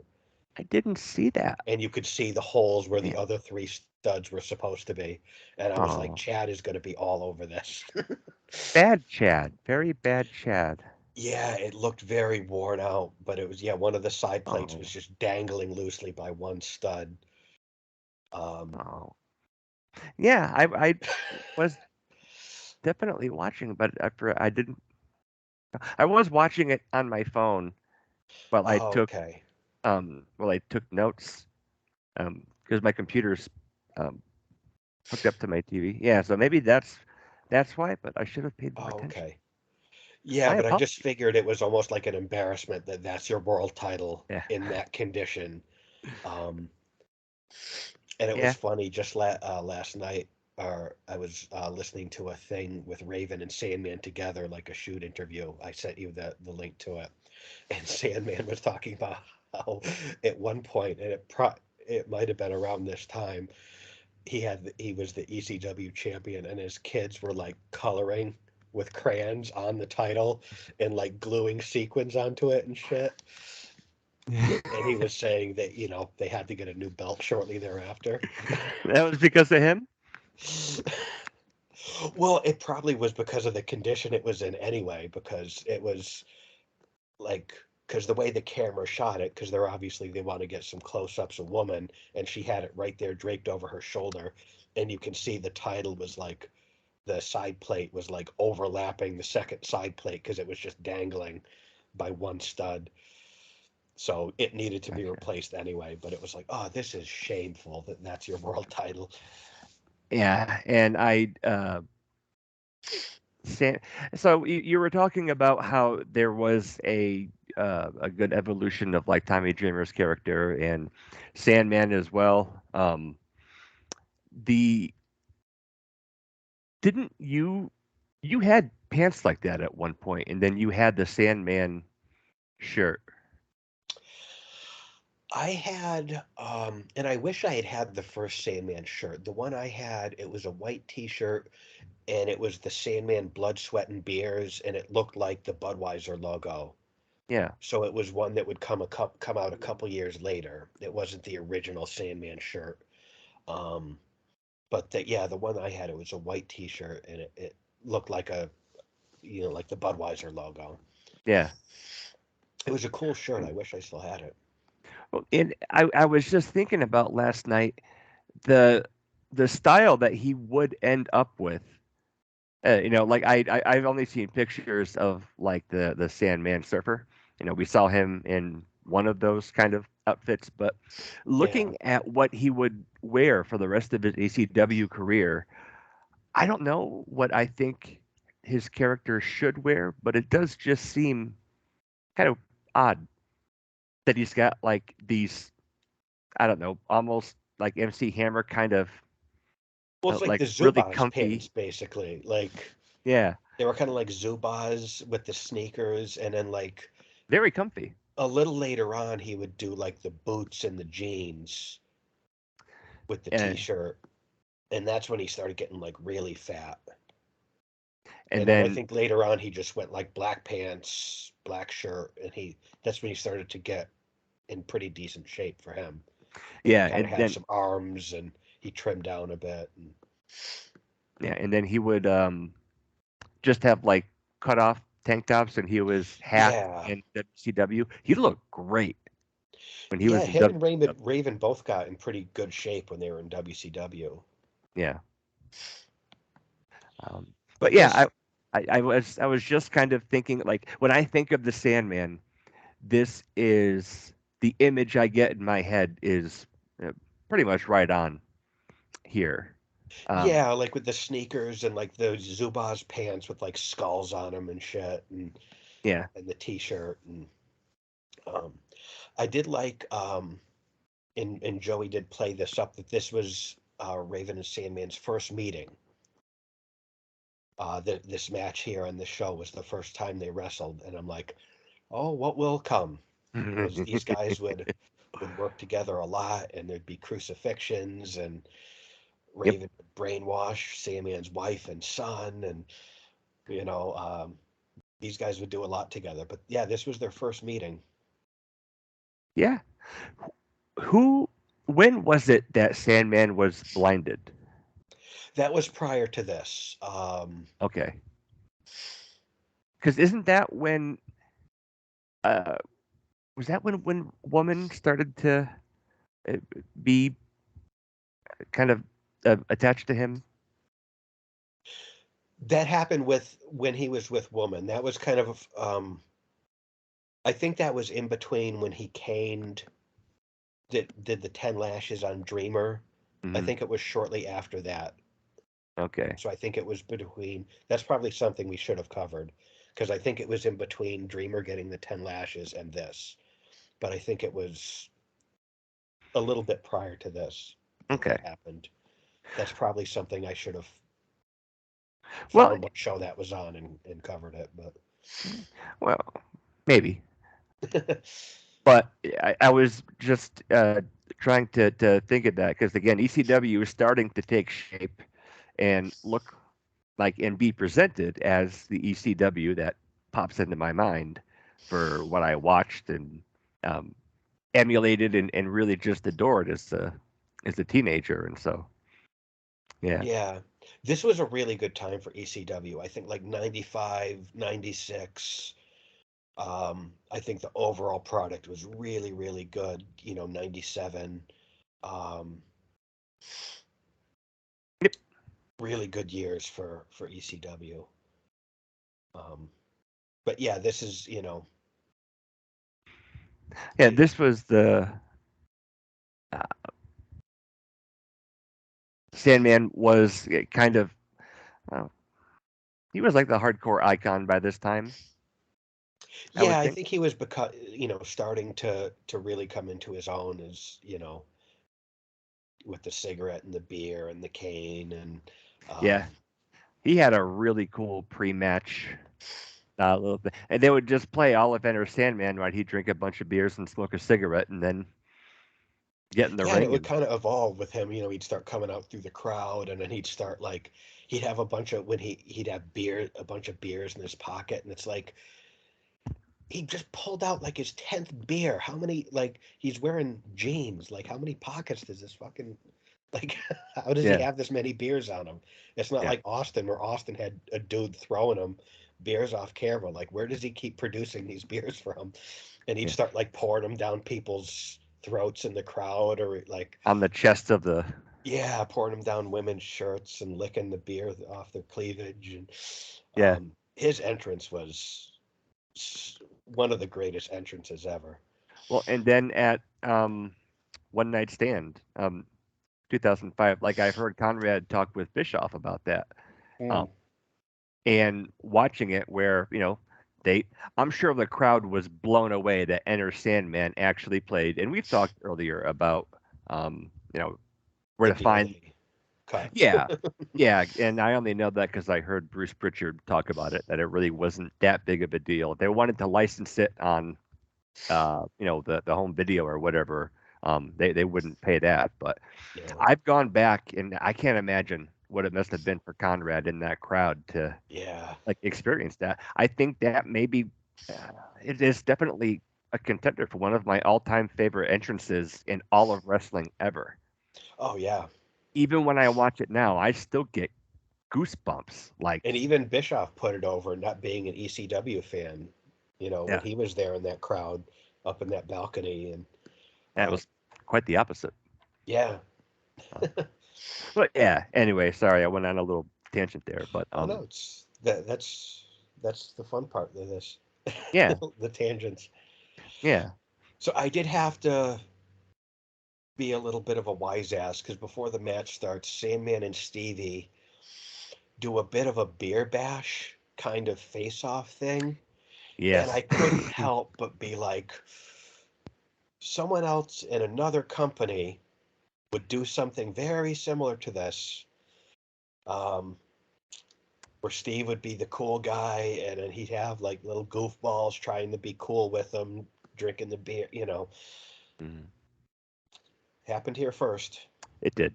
Just saying. And Steve would also pass through ECW right around this time as well. So I'm sure there was definitely some points taken and some um, influence. Um, but you can't help to make the comparison because they were the only two people who ever really did that as a mainstay of their character. Yeah. So, but And I that's also think that they're different enough to where I don't think one is necessarily a copy of the other, but definitely influenced. it's definitely similar. And like one of the thing, like, and I've heard Eric downplay it, and I've heard Bruce downplay it when anyone makes a comparison where it's like ECW was doing this first, and then you guys did something similar, and then their whole thing is just sort of like, well, no one saw it. No one saw it when ECW did it, so it doesn't matter, and we did it better, and it, you know, it's just sort of downplaying where it's like, If it wasn't for ECW, your product might have looked a lot different. just because you're stealing shit from someone who has less viewers doesn't mean that they didn't fucking do it first. Like, you don't erase history, which. Yeah, it is very Sandman was true. coming out with beers, and then. Um, but I mean, they did have a different vibe. Yeah, With Austin was just kind of this badass redneck, and with Sandman, it was more of like an everyman. yeah, You like a know, blue collar yeah, kind and of then guy. Yeah, bashing the can over his head, getting busted open before he even steps in the ring, and yeah, very so it, similar it to had a what different. Goldberg would do. Yeah. Goldberg Yeah, would Goldberg lift would. weights and headbutt a locker, and Sandman would Yeah, lift punch beers. punch limousine windows, and I Woo! don't think an opponent ever busted open Goldberg. I think every time Goldberg got busted open, it was because of him. Yep. Um, Uh, so yeah, this is the ECW Championship match. Um, Raven had defeated Tommy Dreamer earlier, and Sandman is the reigning ECW champion. Yeah, and then so Raven jump starts the match. Immediately go outside, brawling at ringside. At one point, I like that Sandman goes up to the camera and starts singing Raven's theme song. Yes. Yeah. You got to You keep got to them keep them separated. separated. Oh gosh, I marked out at that so hard. That was great. And it's Yeah, and it was great because you can't hear Offspring when Raven comes out. right. Yeah, we don't even get the original music, I but know. we know it, and it's So funny because you hear about like young fans who go back and watch stuff that happened before they were born, and they would not get that reference because see, if they wouldn't know ECW's original themes. I want to think that when they were sanitizing this for the network, that whoever was doing it wanted to keep that in there because they would get the reference for people from our generation. Yeah. I need to believe that. Or maybe the person who was editing this stuff didn't have any idea what Sandman was saying, what the reference was anyway. Either or, but Yeah, nothing in between. right. It needs to be on one of the extremes. But yeah, I did get a big kick That was out of fun. yeah. And it like Um, I just noted, Sandman did so much with so little. He really did. Because he didn't have the largest repertoire. He didn't have a lot of athleticism. I'm being generous here. But he yeah, really did a lot with so little. And what he did, it did look good. yeah. Um, He I don't mean I know I say a lot of things that I don't mean as an insult, but I mean this. He he was one of the guys in the ECW crowd who would get to go into the ring and do this. And that's not to say that he didn't work hard or that he didn't train or anything. It's yeah, just that guy in the front row brought in a cheese grater. Sandman is just barely removed from that. It's like the type of man he was. And so I think he was just so relatable to everybody in Philly. yeah. And that's And one of the reasons he got. that's why he worked, Yes, because he wasn't, and like Austin had that similar kind of thing, but it was like, all right, Austin's cooler than you, Austin's tougher than you, Austin's got a good physique, but it's like Sandman's out there, and it's sort of like he's got the beer gut. He doesn't have, abs like Austin does. He doesn't have traps like Austin does. he Austin doesn't was know like a what a wrist finely lock is. tuned athlete, Yeah. whereas Sandman really was like, you know, He like was if you that guy didn't in the front row. like that clip of him drinking beer with the crowd before the show, before they let the crowd in, if you didn't know, you wouldn't know that was a star of the show. You would think that was just a fan tailgating with the rest of That the is true. audience. Like you couldn't tell him apart. That Well, is very Austin, it's true. like, okay, that guy doesn't look like the fans. Yeah. um, so yeah, the opening part of this match is just all Sandman just kicking Raven's ass. Sandman does a running cane shot over the top with to Raven. He suplexes a table on Raven. Um, all right, I'm gonna. So he sets up a table on the outside against the guardrail and whips Raven into it. Raven goes Hmm. through it. Anyone else, you'd be like, okay, that table is done being used, but not Sandman. And I thought about, like, you hear about like indigenous cultures where it's like they use every part of the animal, nothing goes to waste. We use it for food, we use the clothes, use them for clothes, we use the bones to make tools. That's the type of use that Sandman got out of that specific table on Raven. Uh, he I love that. he came up with so many ways to use that table to beat the shit out of Raven, even after it got broken. Um, I absolutely love that. yeah, they get back in the ring, and then both guys sandwich the ref in the middle of a double clothesline. That was a nice looking little spot. Yeah. Richards comes in. Um, Woman canes the shit out of Richards. Um, and then there was a cool little thing where she canes Raven, and then Raven's just sort of like, "Come on, like Yeah. bring it on." Um, he grabs the cane from a woman, and then Sandman attacks Raven. Stevie hits Sandman with one of those like yellow plastic signs that like you'd see at a public bathroom after they mop the floor. Yeah. Wet floor. Be careful. Yeah, Stevie hits Sandman with that. um, Raven and Richards double team the Sandman. Um, Raven canes the shit out of him. Then Dreamer runs in. He's all bandaged up. He canes everybody. He pile drives Beulah, which the crowd always loves, Yeah. and they always make sure Beulah wears a skirt for those spots so you get to see her underwear. Uh, and Cactus runs out, DDT's Sandman. Raven covers him. He kicks out. Uh, Sandman hits a sloppy bulldog off the top and gets the pin. And then it seems like Sandman's transition to complete babyface uh, appears complete. Yeah. Yep.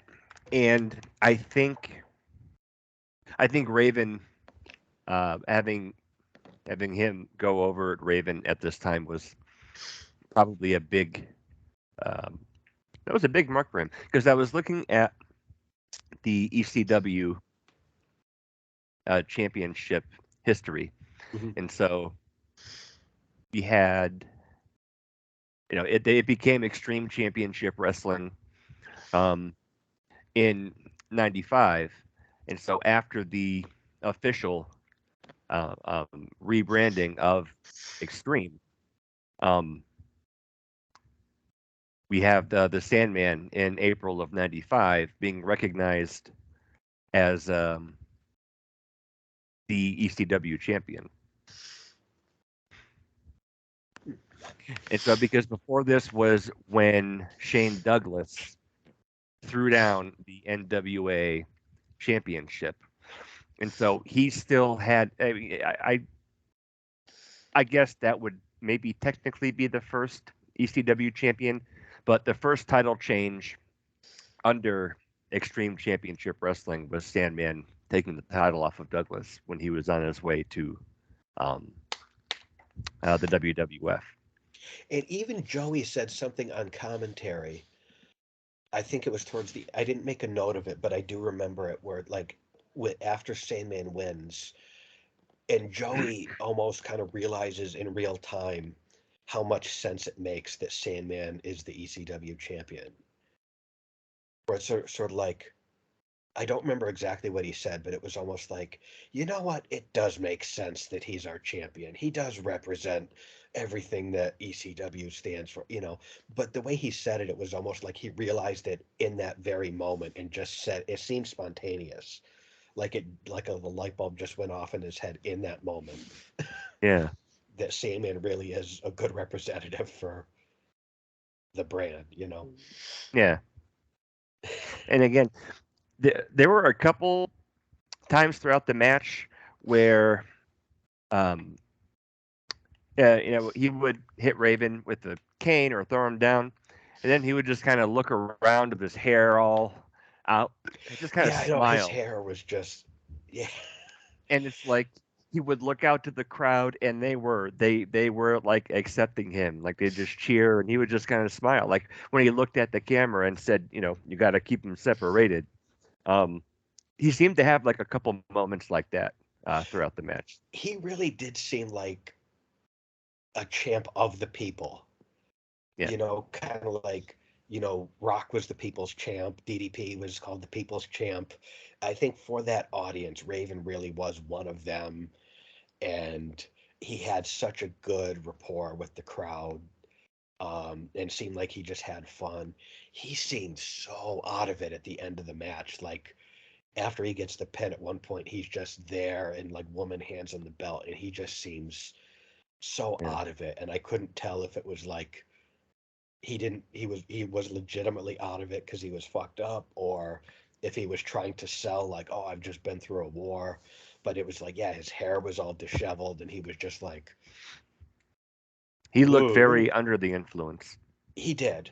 And with Sandman, you can never tell, is he selling that or is that legit? Or, I know people like Shane Douglas have been pretty vocal about, and Mick Foley about like working with him when he was really fucked up. And Yeah. Well, and I know that there are some guys who would do really well like that. And Sandman, I don't think was one. I mean, for the type of matches he was having, he was great. Again, just that very disheveled look with yeah, the crowd. The crowd into it. His hair was all over. It was just really cool. yeah, this was a fun match. These guys, they said this was their first match, so they had good chemistry right off the bat. And they would go on to have a long running feud and do a lot of good business together. So it was kind of cool to watch the first meeting. I Yeah. enjoyed this a lot.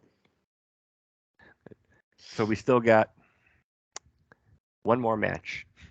We got two more matches. That's right. We have two more matches. Yeah, so next up we've got Public Enemy versus the Gangsters. This was another one I was excited to see. Yeah. Public Enemy comes out first. The smart ECW crowd knows that Public Enemy is on their way out. They start chanting, "Please don't go" for Public Enemy. Yeah. And then I was just so excited to see New Jack. We saw them the last ECW show we covered, and they came out, and it was just like a beatdown. They didn't have a match. Um, so I was like, oh, I was just pumped, like, fuck yeah, New Jack. Um, and he truly was one of a kind, New Jack. Like, there really isn't anyone else like him. He um he was another one of the guys in ECW that just fit.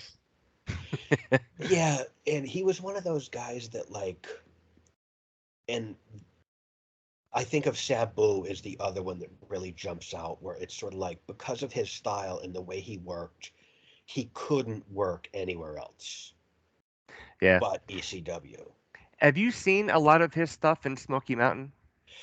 Just like the clips, like when they had the Dark Side of the Ring on New Jack, and they showed a lot of the footage of the matches and the interviews. I had never seen that footage prior to that Dark Side of the Ring.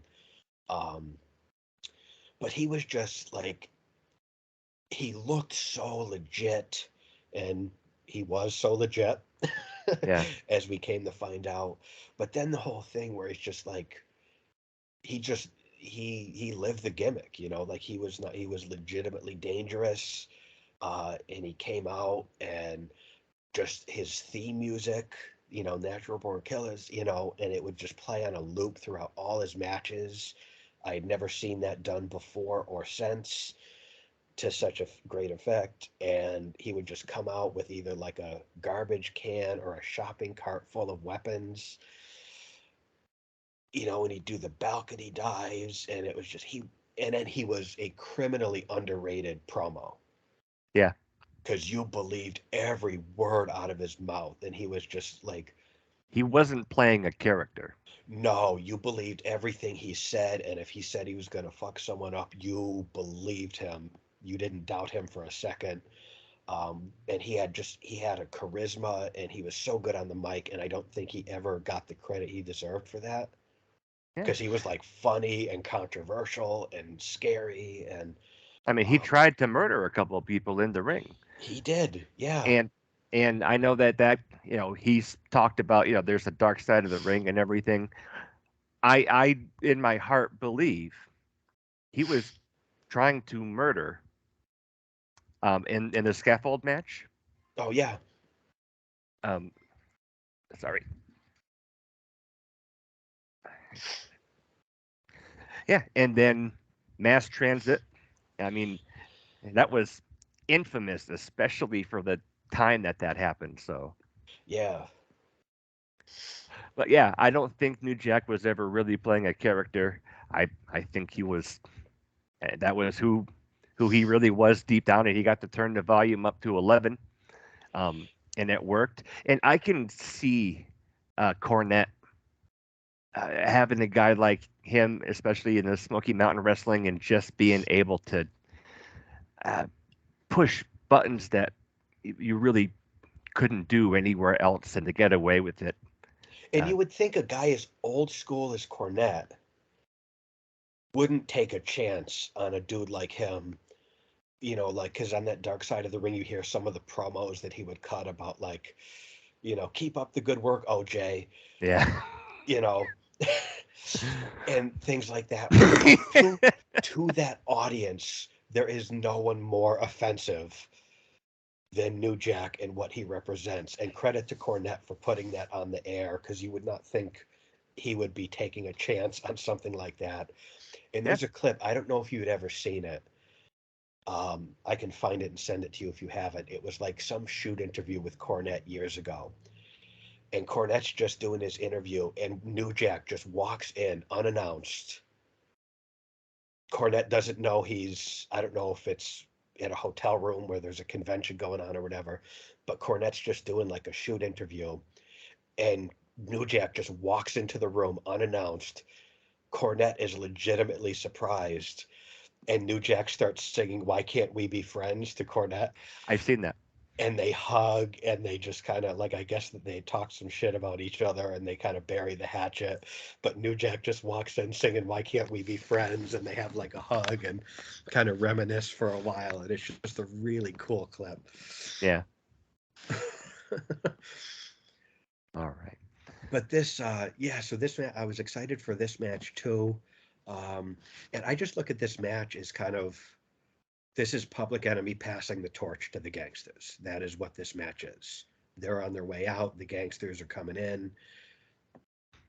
It's just a passing of the torch to me. Um, and then, like, and I think I made this comparison last time when the Gangsters debuted and beat down Public Enemy. The whole, like, anything you can do, I can do better. Yeah. That song from like some musical or something. Anything you can do, I can do better. That's how I feel about the Gangsters versus Public Enemy. Um, So let me ask you: Do and I'm mostly being serious. Do you think Public Enemy's ECW matches shine a little bit less because Nini Kamosi is not playing? uh, Because it takes away for me from a New Jack match when yeah, that song isn't playing. I agree. And that's the thing, is there's a couple instances where I think not having the original music is very much less than watching it now with the different music. The Sandman, obviously. New Jack is another one. Public Enemy, I think, to a lesser extent, but I think the Sandman and New Jack are the two big ones, especially because New Jack's music would play on a loop throughout his whole match. Yep. The reason I brought that up is that when Public Enemy comes out, the crowd's going like this. The Yeah, only other time I've seen that in wrestling was with Men on a Mission. If Men on yeah, a Mission came out to Country Roads, would it still work? that's a very valid point.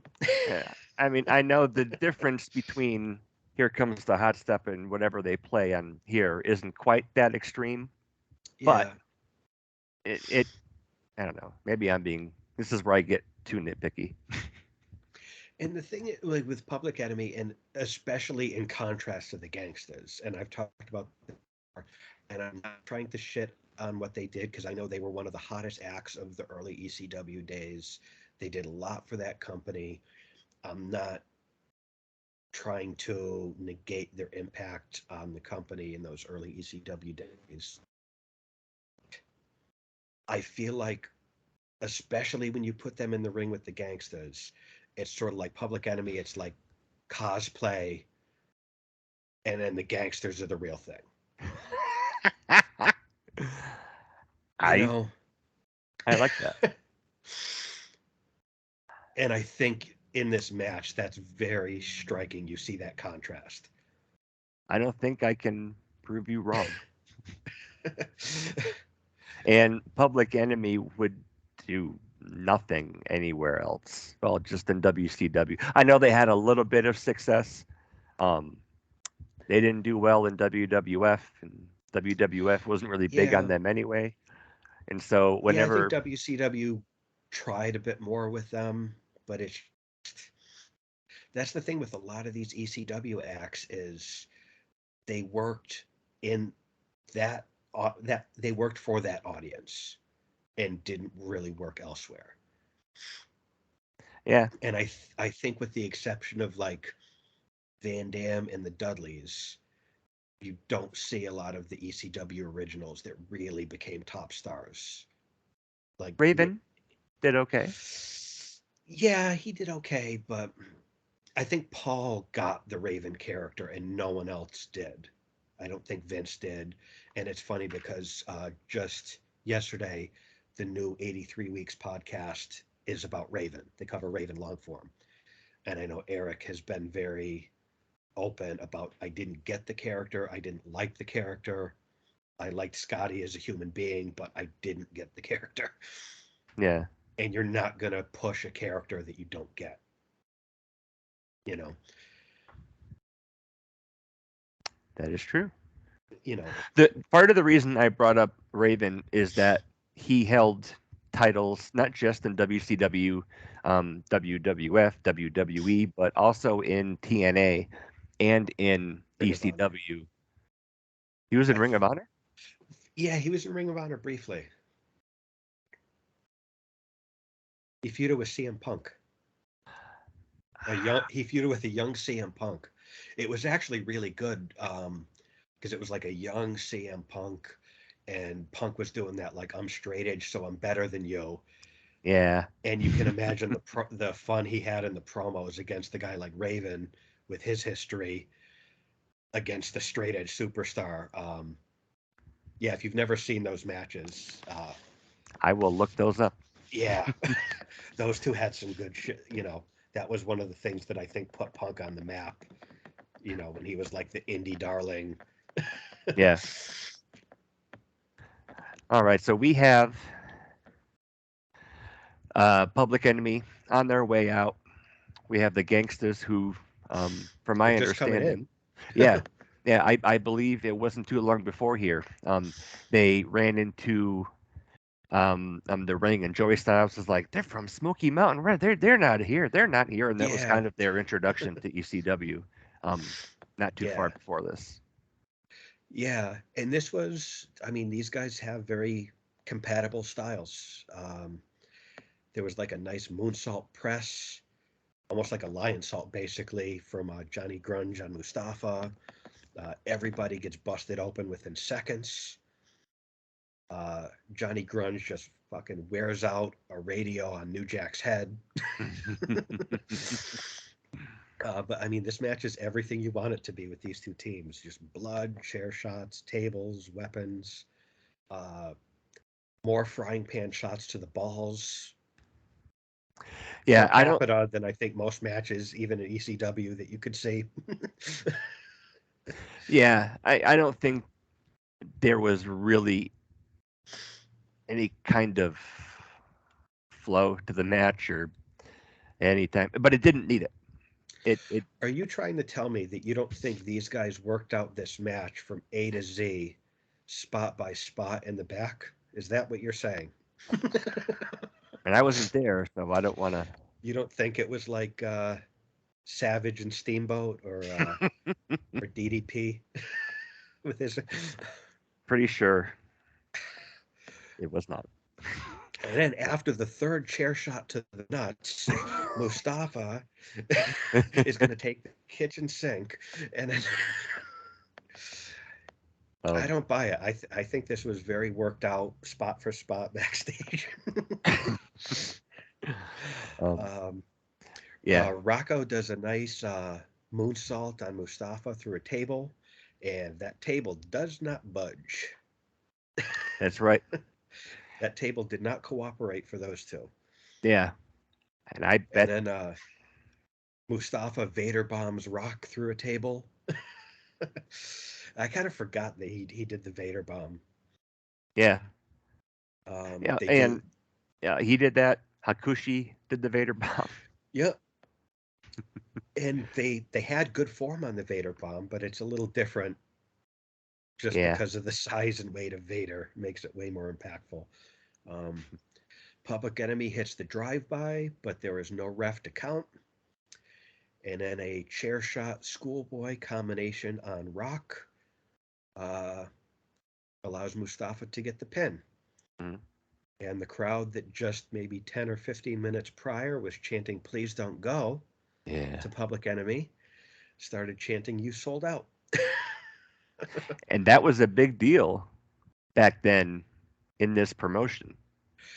Yeah, And like guys that were kind of either homegrown in ECW or made their mark in ECW, taking a bigger paycheck to leave. This is a real heavy uh,